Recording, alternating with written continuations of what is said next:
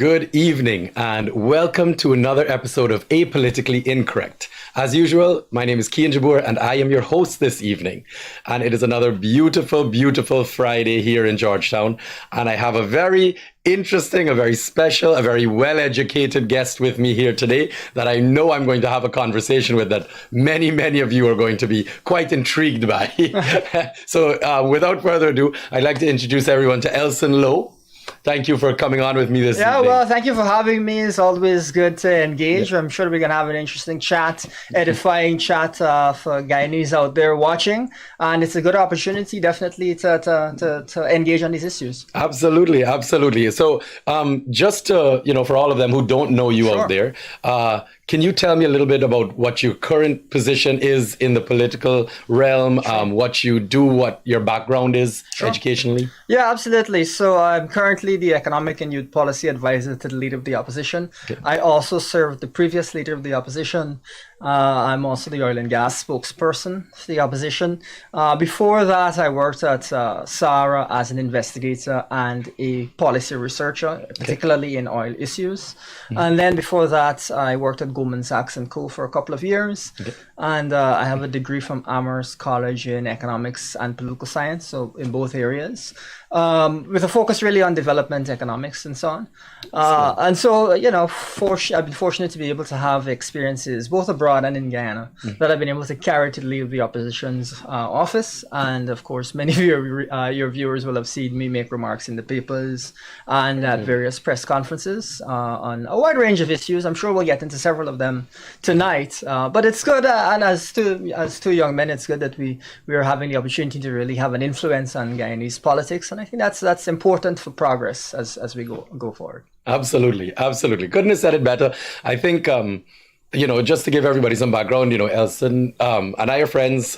He comes by my restaurant, so we often find ourselves wrapped up in chat about the current political atmosphere.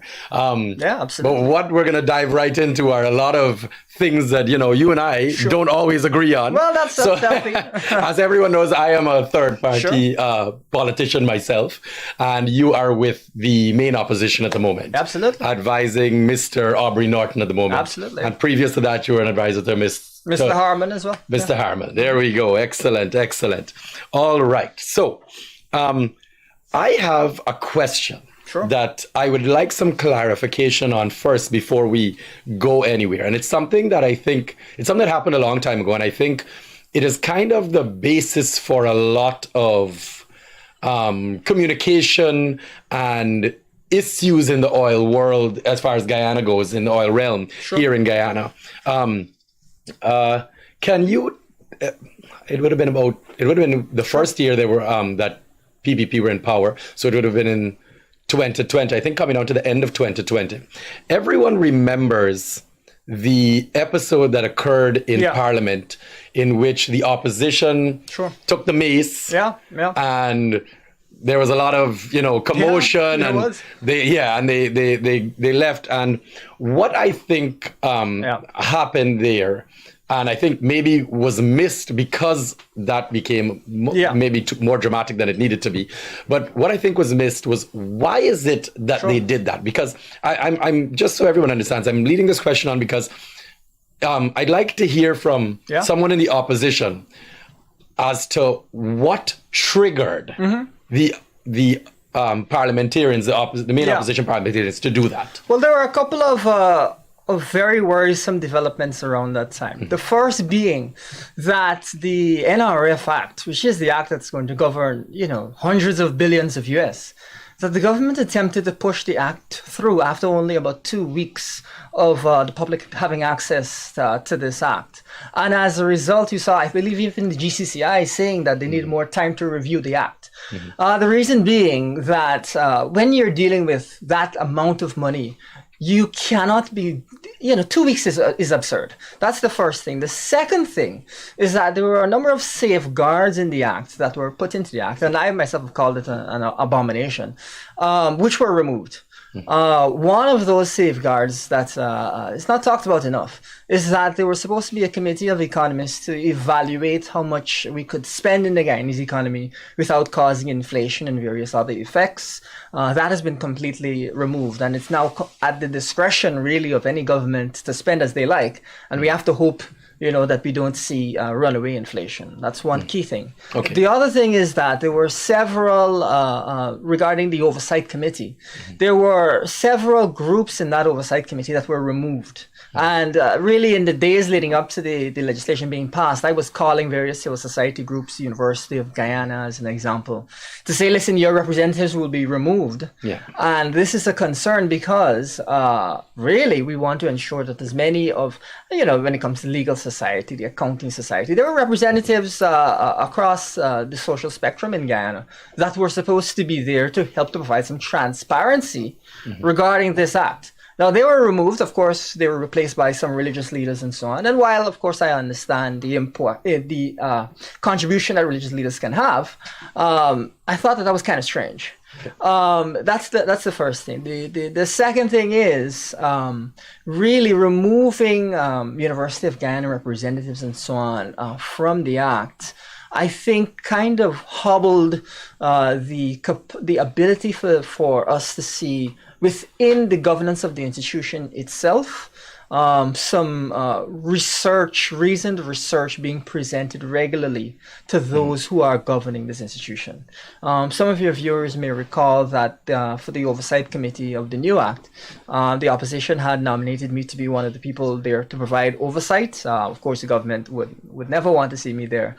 But the point is, we as a country are not accustomed to dealing with hundreds of billions of US. And so when we're dealing with that, we have to have mechanisms that, first of all, provide accountability and transparency. And second of all, ensure that we're keeping a close eye on some of the ills that can come from a sovereign wealth fund. Okay. And now, and I'm sure we'll get into it, there are some serious concerns regarding the investing of the funds. Okay. Because the experience of other countries with their sovereign wealth funds, developing nations, has not been good. Okay. And money has gone missing. All right. Let's not divulge. You see, I want to understand a little bit, and we know how Parliament is set up. PPP have a majority in Parliament, which make up the government. The main opposition then has 31 seats, and then there's the third parties, which then the joinder, which has 1 seat. All right. What we understand about Parliament, just as more of an education for everyone, is that with a majority Parliament, much like APNU had in the previous term, any law can be passed that they see fit. Yeah, sure. All right. Obviously, the only thing that can't happen is constitutional reform until they have 2/3. Yeah, exactly. Right. So we have a situation here where I'm going to be very frank with you. You have a two-pronged issue that I found with that entire scenario. The first one was that you have a change of the laws that were coming that obviously people had their questions about. Yeah. And then you had the main opposition, I don't want to say overreact, because I understand their sense of urgency, but at the same time, obviously it would have taken away from the meat of the issue.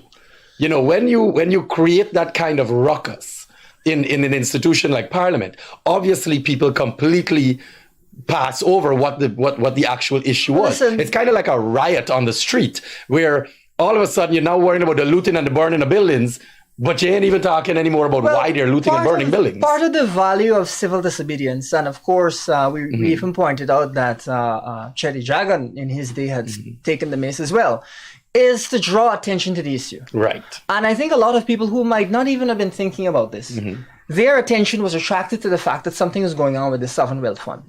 And I think that kind of kicked off, if only without people realizing it, a culture of awareness and concern around oil and the sovereign wealth fund. And so while, of course, we were not able to get a delay in the passage of the law, but we were able to attract attention to the issue. So that is one of the main, one of the things you're aiming for with civil disobedience is to attract attention to issues. Well, I hear you, but I'm going to be inclined to disagree because, funny enough, I agreed with why it was happening. I agreed that the laws that were being changed by the PPP, removing those safeguards, to protect the sovereign wealth fund, to direct and ensure that spending was accountable and transparent. I hear you. But at the same time, you also came off the heels of the 2020 election, in which more drama than anybody can possibly even imagine ended up looking at this more drama and saying, well, we enable with this. You'll recall that I said that so trust wasn't there. I called some of the people who were being removed from the Sovereign Wealth Fund. No reaction. Say again. I called some of the people whose representatives were being removed. I always remember calling University of Ghana to say, your representative is about to be removed. You need to say something. And he never said anything. Well, you got to remember, but at the same time, sometimes it's important to draw attention to issues that people are asleep on. I'm with you. I'm here and I'm with you on that. And that's not the University of Guyana. I don't want to say that it's the executive University of Guyana. It's the Student Society executive, the head. I called him on multiple occasions to say, you are being removed. You need to say something. You'll be left out. Yeah. Did he say anything? All right, let me ask a question. No, I hear you. And at that time, I will say I think people are finding their voice a little bit more now as they see what's going on in the country. But nonetheless, I guess the burning question when it comes to these types of particular issues is, and I'm gonna get political, as far as the political atmosphere in the country goes, what do you think needs to happen for society to build back trust in APNU? For society to be about after the 2020 election, obviously. Well, I think what's important to recognize is we have a judicial system in this country. We have constitutional processes, and those processes are playing out. We haven't seen the country up in flames or anything like that. You've seen protests, but they've been orderly protests. And so I think maybe that is a concern that's a little bit overblown. What I would say is what we need to do is, one, to respect the judiciary, but two, to help the political class to understand that without an independent judiciary, you will have conflicts boil up. Right. And so we shouldn't be hearing, as an example, the vice president talking about judges' decisions and using a tone that is not appropriate. We should rather be respecting the decision of the court and saying, all right, we disagree, we're going to go to the next stage.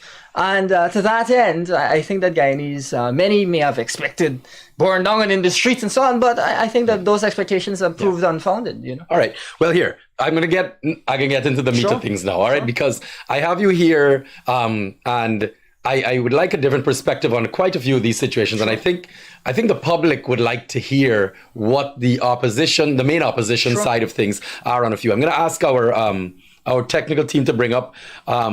So, for example, one of the articles in the news recently was the Public Accounts Committee. I'll hope they can bring it up here. The Public Accounts Committee dragged the National Drainage and Irrigation Authority (NDIA) over their cause due to its failure. The cause due to failure to submit its financial statements for 2022. All right. Hopefully the technical team can bring that up soon. All right.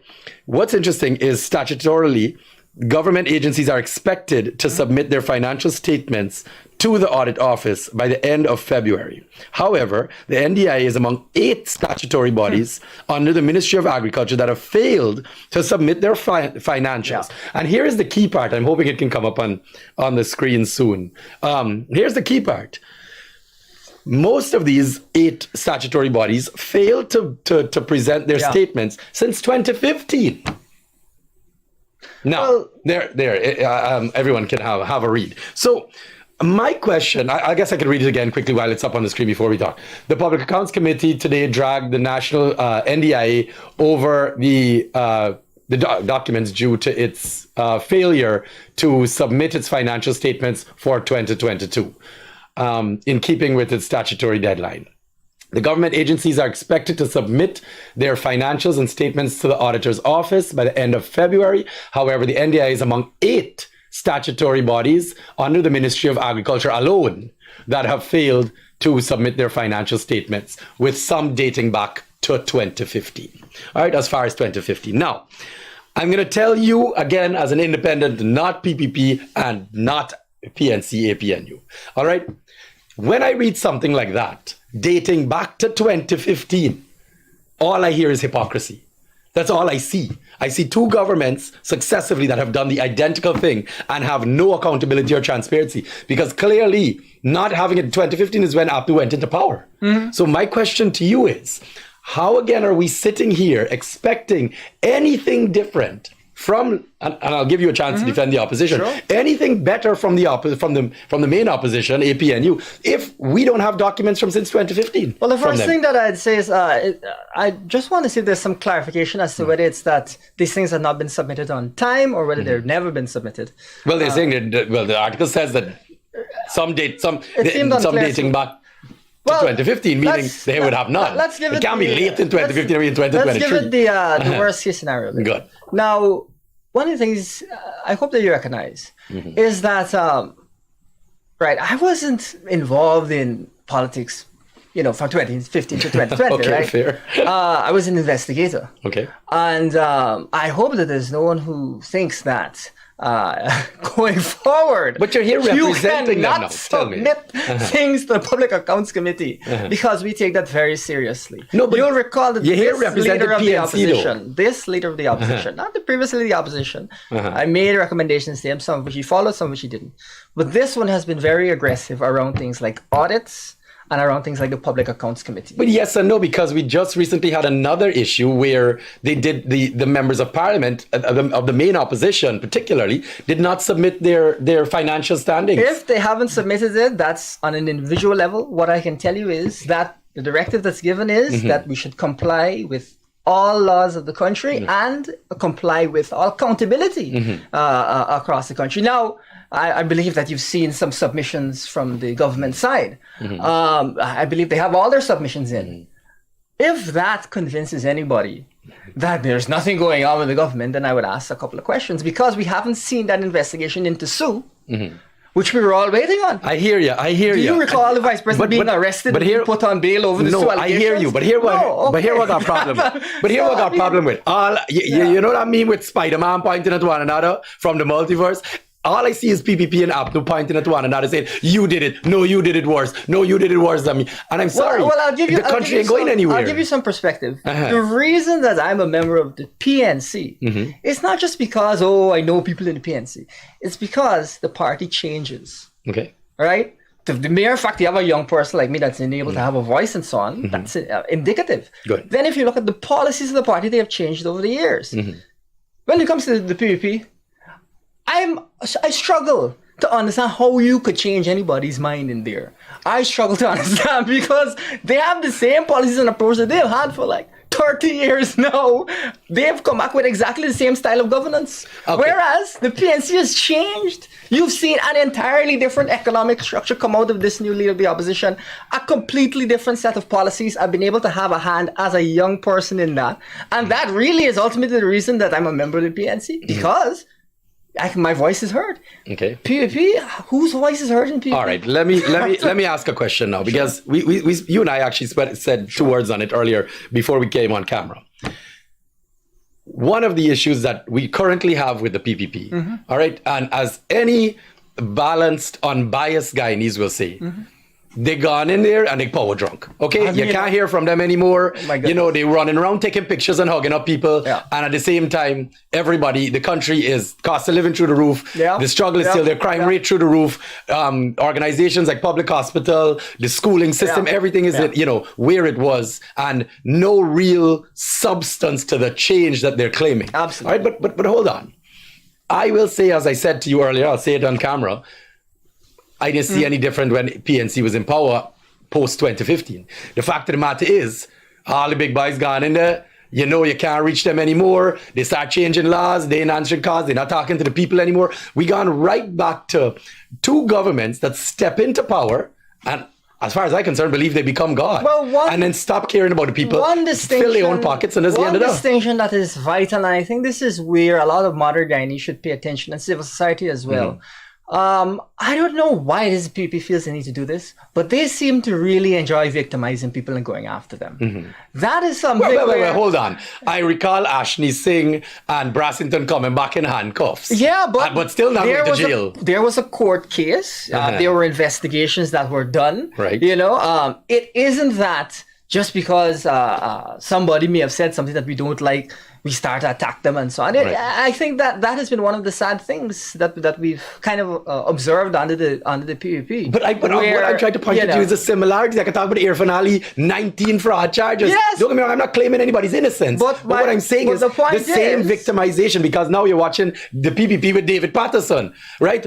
Charging him for as every single Guyanese man does, man and woman is go and take, but that's what I'm saying. That's a false equivalence where, yes, we understand that the law is the law, but, I mean, a big hoodoo over that. And 19 fraud charges, no hoodoo. The amount of money that's involved in these cases, no hoodoo. We have to kind of hold things in perspective, When was Vice President Jagdeo arrested by the police and put on bail over the allegations around Sue? And those are very serious allegations. In fact, those allegations are so serious that you can make an argument that one of the reasons Guyana developed, this is a hypothetical, is because of Sue. Because it could be that all along a certain person who wears glasses and has a bald head was taking bribes from Sue. That is an argument that could be made. But we don't know the truth because we haven't seen an investigation. Was he ever interviewed by the police? Was Vice President Jagdeo ever interviewed at length by the police? Was he ever put under scrutiny? I mean, I hear you. You're talking about the entire future of the country. You're talking about possibly 20 years worth of corruption allegations. I hear you. And the man was never interviewed by the police. So I'm gonna sit here and I'm gonna tell you you're absolutely right. I believe more needed to be investigated into that Sue matter, and I do believe that there is more to come on it. But what I will say again, as a Guyanese that is not APNU and not PPP, I could say the same thing about the $21 million signing bonus that they thought was a gift. And don't get me wrong, I'm not about to sit here and dwell into the past, okay? As much as all PPP people want to hear me do that, I'm not about to do it. What I'm sitting here doing is showing you, just like in that article just now, which came out about a week ago, is that there is pure hypocrisy between PPP and APNU. As far as I'm concerned, they're the same thing. And I'm sitting here saying, we've changed, trust us this time. I heard PPP tell me that pre-2020, and we are back to square one, okay? As much as people want to sit, I'm going to tell you an analogy, all right? And this is what, it's just as to try to simplify it as much as I can. I had another guest of mine a little while ago sit, we were discussing similar things of the PPP and PNC being similar. And he said, what we have a problem with in this country is us trying to pick the lesser of two evils. All right? And don't get me wrong, politics is politics. Yeah, well, everything will happen. Politics has been defined as picking the lesser of two evils. I hear you. But as my friend said, he said, if I walk into a restaurant and I order 2 bowls of soup, all right? And this bowl of soup, they bring the 2 bowls of soup, right? And this one they say got 99% cow dung in it, and this one got 98% cow dung in it. I can be honest with you, as a Guyanese, as anybody, as a citizen of this country, I don't like soup with any cow dung in it.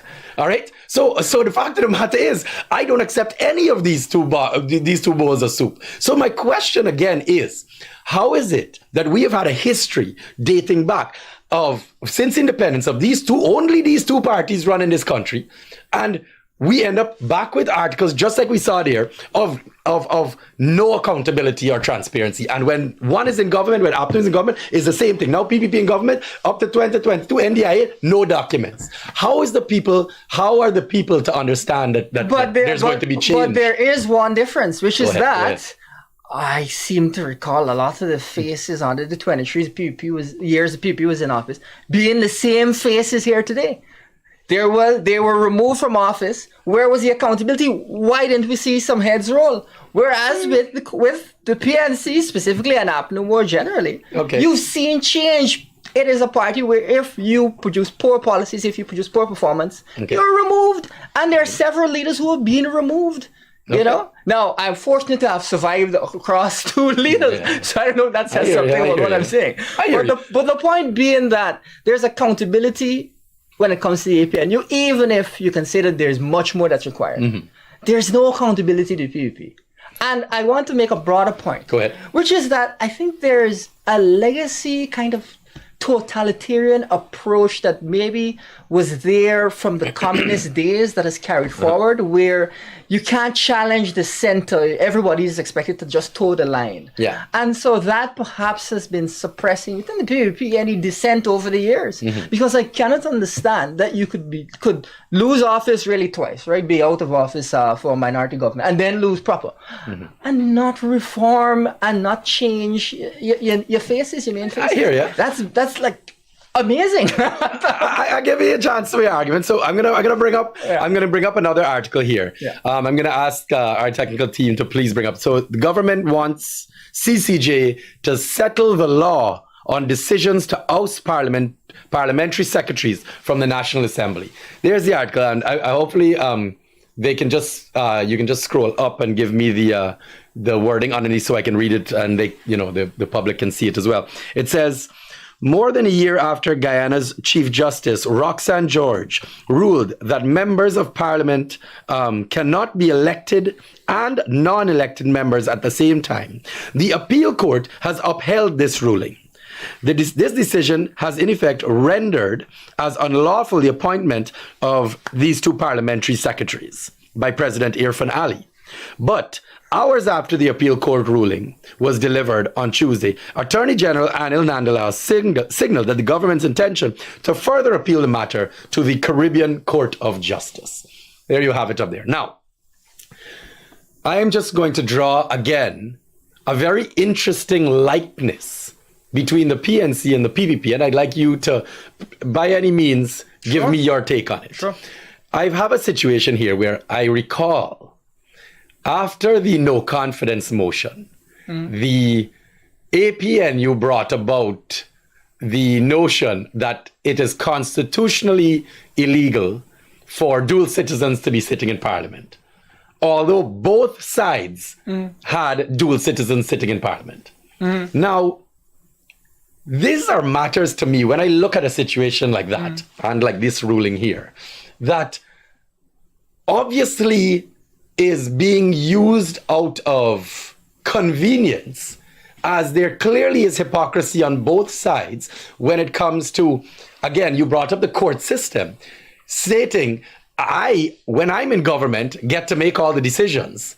And when that independent body of the judiciary, as you mentioned, makes a ruling that is not in your favor, they get highly upset and challenge it all the way to the CCJ, waste everybody taxpayers' money, and keep running on I think we got to differentiate between two things here. One is, listen, either side is entitled to challenge things in court if they think there's been an error of law, okay?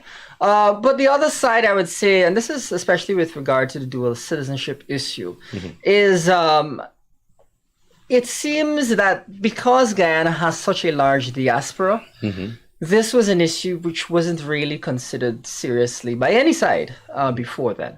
However, I think because there was a lot of controversy around Charandas leaving, that I think inflamed the issue, specifically because it created this idea that you could come and cause chaos and then not have to, to explain yourself. And in fact, I believe that Mr. Charandas was asked as to whether or not he was received a bribe. And he said, so what if I was paid? Which, well, I don't know that he was paid or not. I just found that to be like a very stunning answer. And so I think that situation really inflamed a dynamic which we as a country had not dealt seriously with. And I will say the issue of the diaspora is still one that we haven't fully engaged on.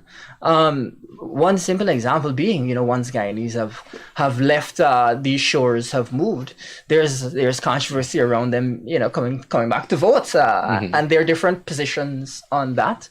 Of course, but positions on the Constitution are very different. No, but what I mean is, I just want to know why you think that both sides are comfortable blatantly breaking the law. Blatantly, because it fits them at that time. Much like the PPP here, are blatantly breaking the law. Chief Justice Roxanne George, okay, obviously, in my opinion, probably the most respected legal professional in this country. After everything that has occurred, all right, probably the one lone voice of rational thinking, is being challenged here by the Attorney General all the way up to the CCJ. And as I'm sure you're happily about to point out, this is not the first time that the government is challenging her decisions.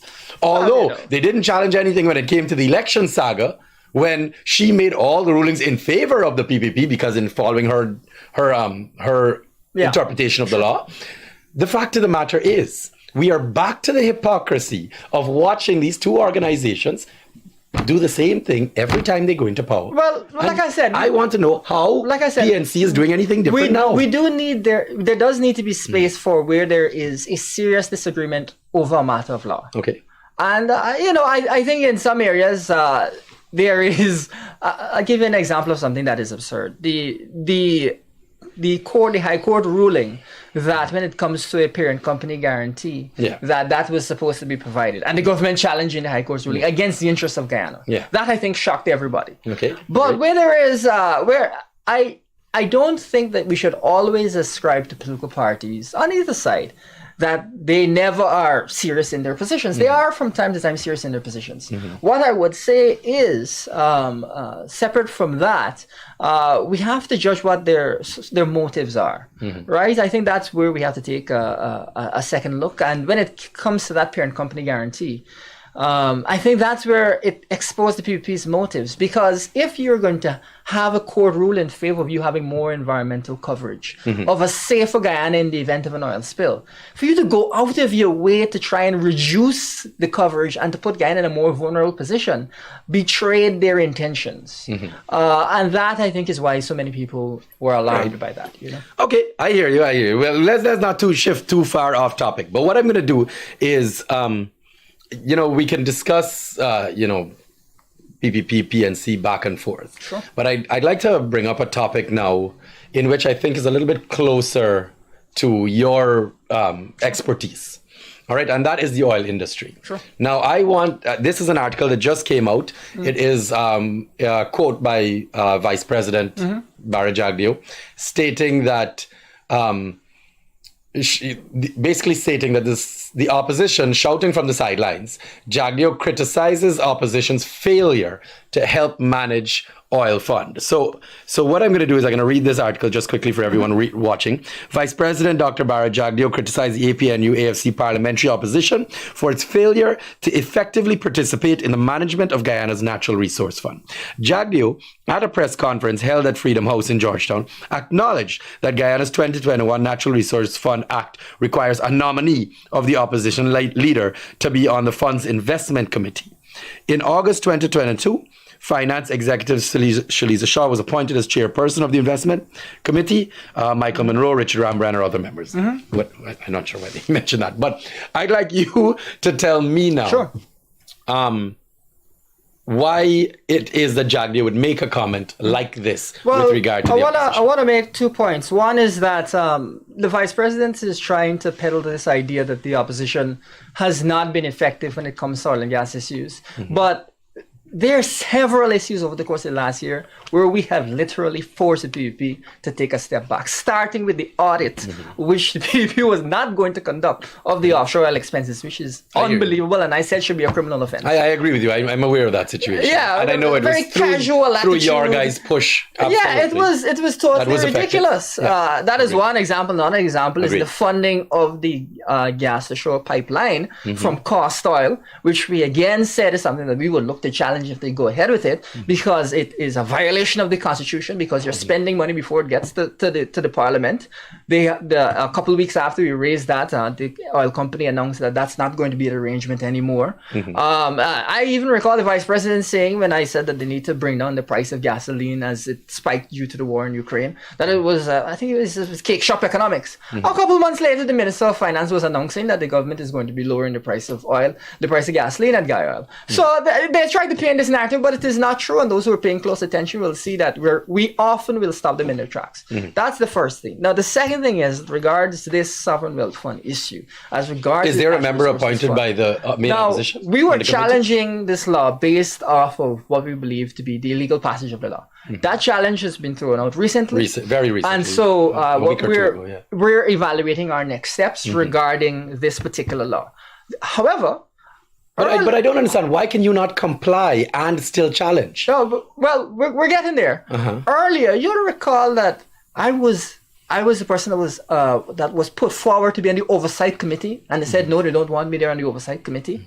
Now, that shows that when it comes to oversight, we're willing to put forward people. But when it comes to ensuring that this particular committee is dealt with, we thought that we should wait until we actually have a judgment, because it might result in changes to the law.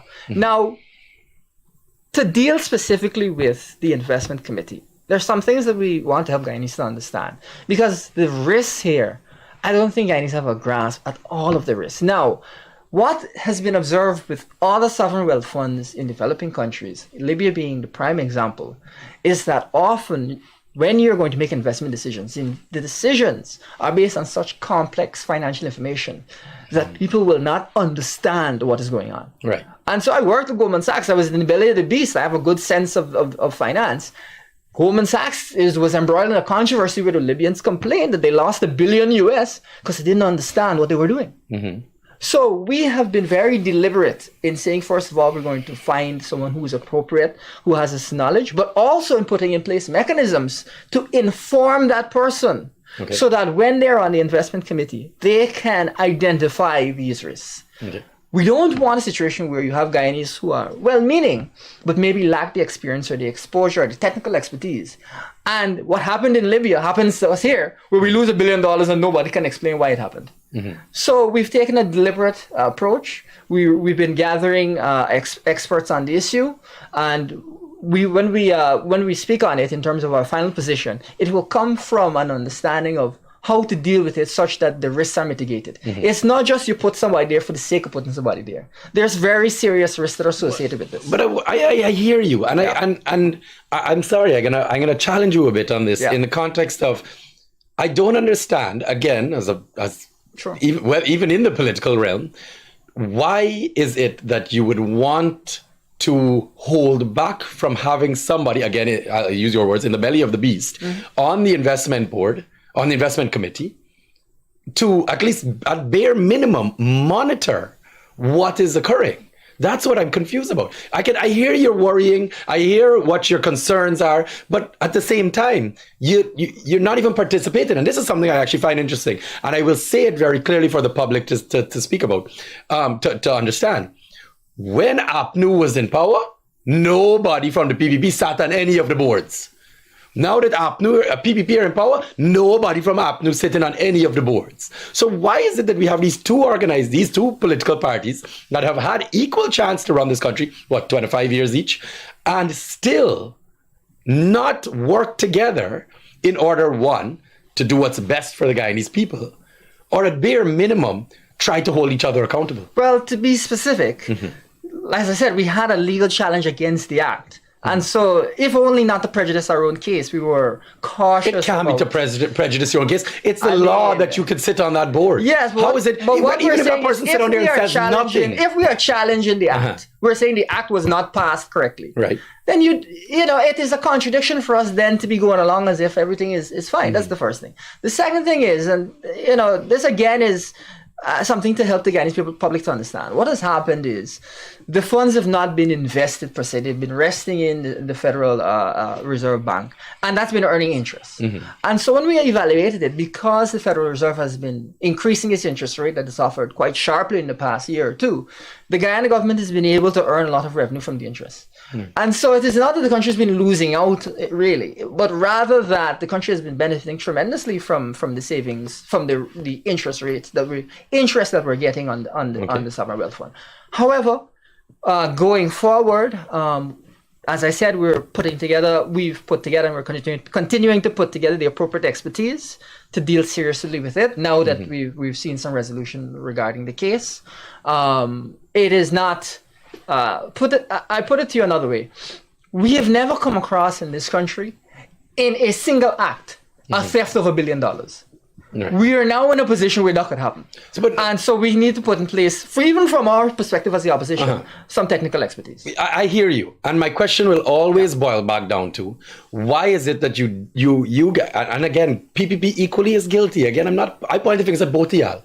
Why is it that these two parties are not working together ever at all? Why is it that every time one is in power, the other one does nothing to help the country, other than run them out from the sidelines? Well, listen, in all fairness, we made submissions regarding the Local Content Act. Many of those submissions I just wanted to point out, I'm not agreeing with what Jagdio said, because they're hypocrites when they're doing the same thing. But the point that we're also trying to raise here is, we don't always come together to PPP to say, oh, kumbaya, we're going to work on. But where there are serious issues, we can force them to take the right actions. And I could name multiple issues, I've already named several on the show, where working with civil society, working along with other groups, working along with people who understand the seriousness of the issue, we can get a PPP to behave itself. All right. Let me throw something at you now. You represent the APNO. I'm going to give you a chance to campaign a little bit here. Cost of living. Everyone in this country is taking a hit. All right, everyone in this country is feeling the squeeze. Yeah. Put APNO back in power. What would they do about this? Yeah, absolutely. Listen, we've put forward several proposals regarding the cost of living. First of all, we believe that we have to increase the productive capacity of farmers in this country. We talked about grants for them to buy equipment so that they can expand I can systematically hit this though and tell you, when y'all were in power, y'all had raised land fees, leasing fees, duties and so on. I can tell you where I saw contradicting measures. Yeah, but the first thing to note is agricultural production under the APNU was very high. Rice production was high. Sugar production was much higher than it is right now. So it's not that those sectors were not performing well or anything like that. But in addition to that, as we change, there are things that we like that we move forward with and things that we adjust. As it concerns the cost of living crisis, we've put forward specific proposals to help. We've even pointed out that last year, due to the war in Ukraine, we had a windfall oil price, unbelievably high oil prices, to the tune of, I think it was $60 billion of unexpected revenue. Right. And we pointed out that's $300,000 per household. Yeah. Now, that money needed to have been used to cushion the cost of living, because it makes no sense that you're benefiting as a country from the high oil price, but you're giving the average Guyanese the negatives and not allowing them to feel the benefits. So it is as if people are being punished when there's no reason for them to be punished. That is something that I don't understand. The government seems so deaf to the cries of ordinary Guyanese. Even when you look at the amounts they do put aside directly for cost of living mitigation, $5 billion, not even 1% of the budget. The cost of living crisis we're going through, make no mistake, is the greatest cost of living crisis in the last 40 years. Inflation at 40-year highs last year and the year before. And the PPP doesn't seem to understand that this must be dealt with properly. One of the things I always find to be just annoying, when we had an issue with the Ukraine war with the interruption of wheat supplies, right? That sent the price of bread in Guyana went up by 25% overnight. Now, the solution PPP has come up with is, we're going to try and grow wheat in Guyana. They're still trying to grow this wheat. A year passed, and look what has happened. The agreement that brought the price of bread back down between Russia and Ukraine has collapsed. Now we expect to see that they're going to see the price of bread go straight up again. You have any wheat? They're saying, they're now going to start some tests on this. They don't take this issue seriously. I personally don't think they even care. The money they put in towards it is chicken feed. And when you ask them what they've done with the $5 billion that they allotted this year, they can barely some community projects. It is unbelievable. Now, when the price of bread goes up, as it is likely to because of the war in Ukraine, has unfortunately escalated again. Where is this $5 billion going to be available to cushion this? Or are Guyanese going to have to punish again? Interesting point of view. As you're the spokesperson for I'd like to give you as much an opportunity to explain, certain questions that Guyanese have, because whether it be for the oil argument or whether it just be for basic knowledge for the citizens, I think what we're not hearing enough of is collaboration or even some sort of universal idea of what this country should be moving towards. And I think this has always been our issue here in Guyana. You get one party that goes into power, PNC or PPP, and they completely change the trajectory of the economy, and they decide that they're doing their own thing, right? And they have their own ideas and they're moving. I'm going to be very honest with you. What I find very interesting about that is, even from what you just said, you guys, again, are coming with your own plans to head in your own economic trajectory, to do what you think is best. Now, what I want to hear from you guys is, how come none of these political parties are willing to decentralize a little bit of this power, are willing to ensure that the economy, or at least the private sector, can independently stand up and the government is not always the biggest spender, right? Because what we're finding happening is, every time a new government goes in, the whole private sector, and the public sector for that matter, has to head in a different direction. So what we're ending up in is no consistency. So again, the country can, in 5 years, don't get me wrong, I'll always be the first to say 5 years in a village of 700,000 people is more than enough to make drastic change. But the truth is, unless we have some sort of unification as far as the political idea of Guyana, and I want to talk a little bit more broad-based. Yeah. Why is it that you think that these two parties, the PNC and the PPP, refuse to work with each other? Here's really where I think some of the bones of contention really are. It is uncontroversial that we should be aggressive about dealing with the cost of living. Why is that? Why do we have to fight over that?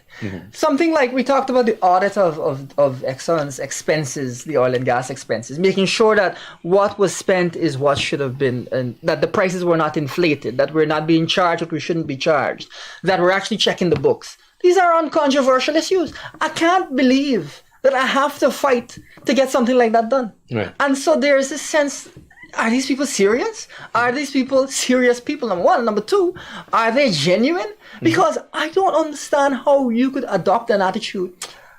We don't have to check to see if the costs are inflated. These costs could be inflated by hundreds of millions of US. You don't have to check.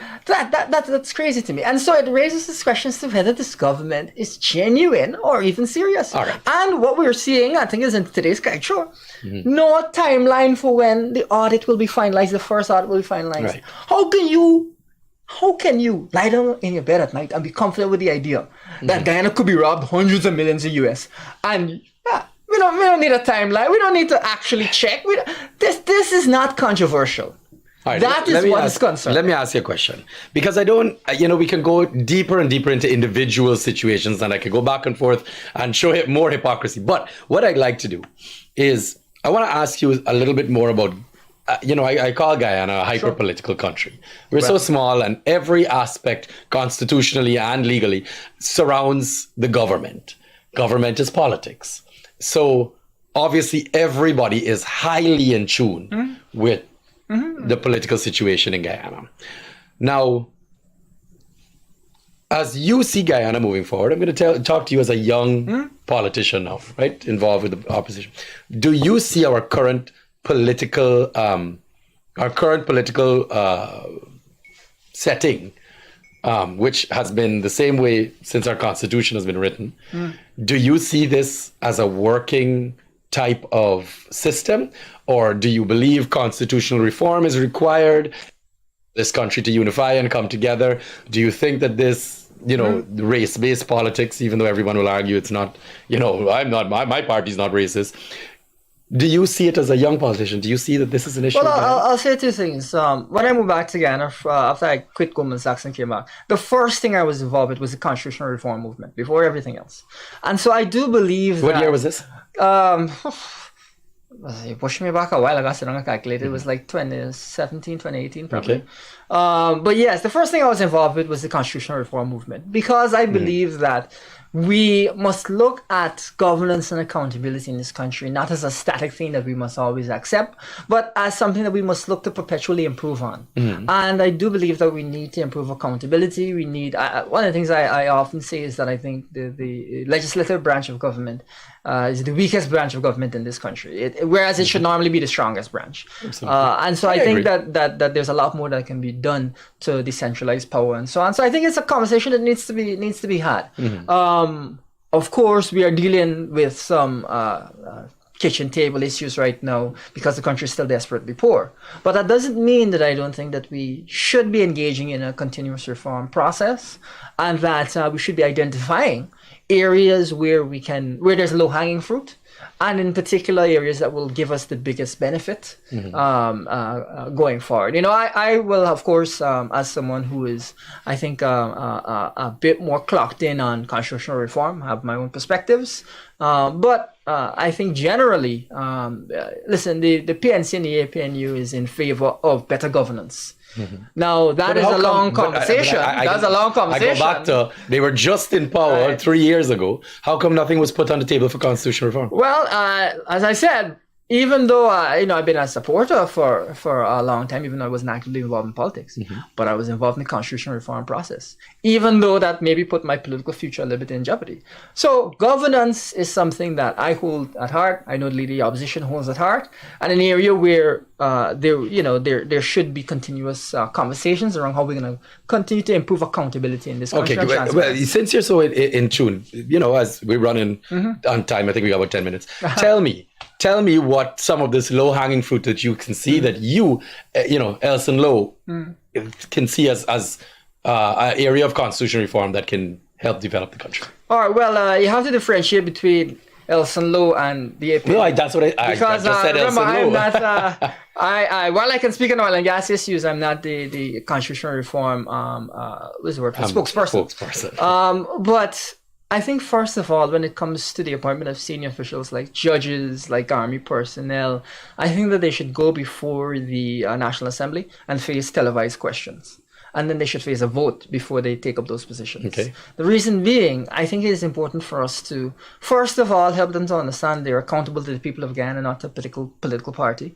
And second of all, I think there are questions that people should be asked and have to provide answers on. So, for example, constituency-based representation, you think for parliamentarians can be an area? Well, what I believe really should happen is I think we should have a hybrid system where you may recall that there are these regional representatives in Parliament. Now, I just once asked 100 people on a lark if they could name even one of the Region 4 representatives that are there. And they told me that they couldn't name one of them. And now there's several, and they couldn't even name one. That's as big a red flag as you're ever going to see. But both governments have been ruling under it. Well, what I'm saying as Elson Low of course, is that to me shows that there's a huge problem, because how are you my representative and I don't even know who you are? Yeah. That's crazy, right?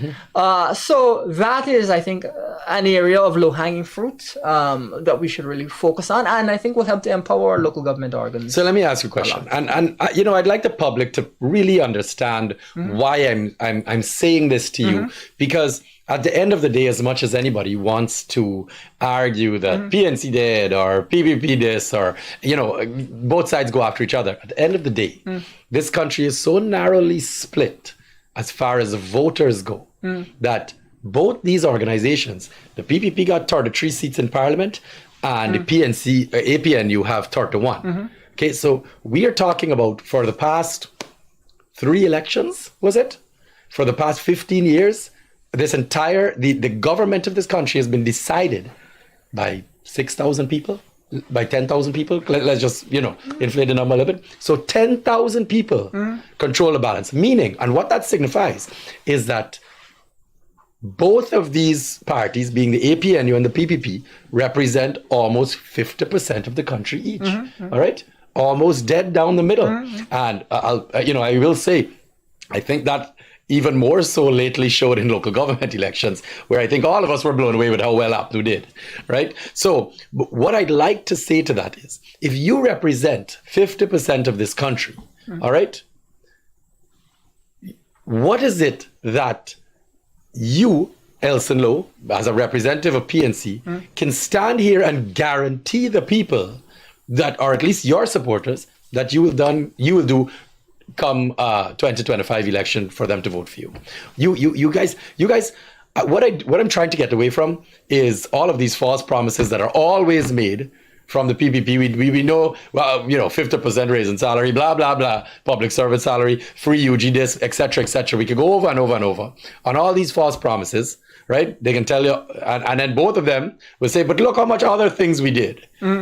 Now, how is it that we could get some legal standing? How is it that the Guyanese people can hold any of these two parties accountable when it comes to what they said they're going to do when governing this country? Now, listen, one of the things that I harken back to a lot is, there are people who are issue-based supporters and so on. Really, the reason that I believe in this current leader of the opposition is that he's been willing to listen and been willing to give young people an opportunity and been willing to put forward their policies and ideas. And so it is not that I speak just because I'm trying to be loud, salary top-ups, cash grants, and these sorts of things, structured cash grants, free UG, but rather that, we've had serious discussions about moving the country forward. And he understands that I support him because he is actually able to look at good policies and is willing to push them forward. So I don't want anyone to run away with the impression that it is just blind loyalty politics, right? But rather that we've got a PNC, we've got a leader who is focused on these issues. And, we have serious discussions around them. We don't always agree. That's okay. But the evidence is that, there's been some new policies. And if you're a young person, this frequently happens. And you say, hey, man, these are some issues affecting me. Very frequently, I'll say, or let me take a look, and I'll add that to what we're discussing and what we're working on. All right. We only have 2 minutes left. Let me ask you a question. Yeah. And I want a straight answer from you as a young politician. How do you feel about a minority government? Do you mean the concept or who's in minority? You want to explain? So, do you believe that a minority government is necessary to have this country move forward? I would say there's a difference between necessary and useful. Okay. I don't think it is necessary. I can see that it was 2011. Yeah. In 2011, that was a dynamic that I think changed a lot of people's perspectives.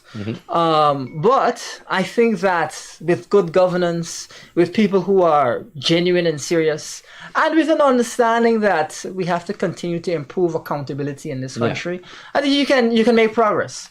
But and this is what I think we both agree on, it is kind of absurd that basic good governance principles, I mean, that those are the things we're fighting over. I would love to be fighting over tax policy. Yeah. Not over whether or not we should check to see if the country is being robbed. I mean, that's crazy.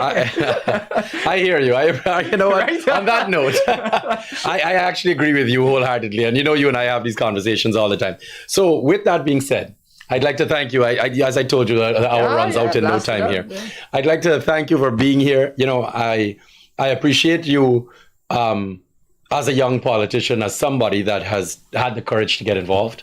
And I say courage because I think it is time that more people start stepping up. And it's the only way you're going to really get that accountability. And I'll say it to anyone, even to the PPP, I don't care who you are. I don't care what side you join.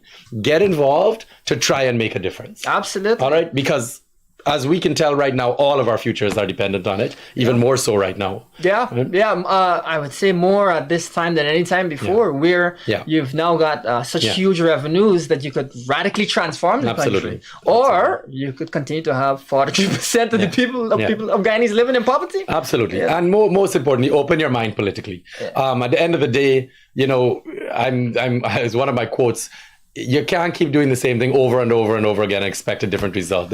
What I try to tell people is, if you believe in the PPP's policies and approach, vote for PPP. Yeah. Don't be voting for PPP just because you happen to know them. There you go. You know, There you go. if you believe in our policies and approach, vote for us. Yeah. You know, that's the way that we really. I as a would like to country narrow it should approach down. If you are happy with your life and what's happening right now, then vote where you voted before, or for who. If you are not happy, if you have, you know, if your life is not developed, if you're not making money like you want, if your family is not, you know, being taken care of the way you want, then you have to vote somewhere else. And I guess people like ourselves open your mind and understand that, you know, you have to do something different to get something different at some point. Well, yeah. So hopefully, Elson, nonetheless, I really, really appreciate you coming on. Glad to be on, And man. yeah, absolutely. And I'll have you on again soon, you know, as more things unfold in our political realm here. But nonetheless, on this beautiful Friday evening, everyone, I'd like to thank you for joining us.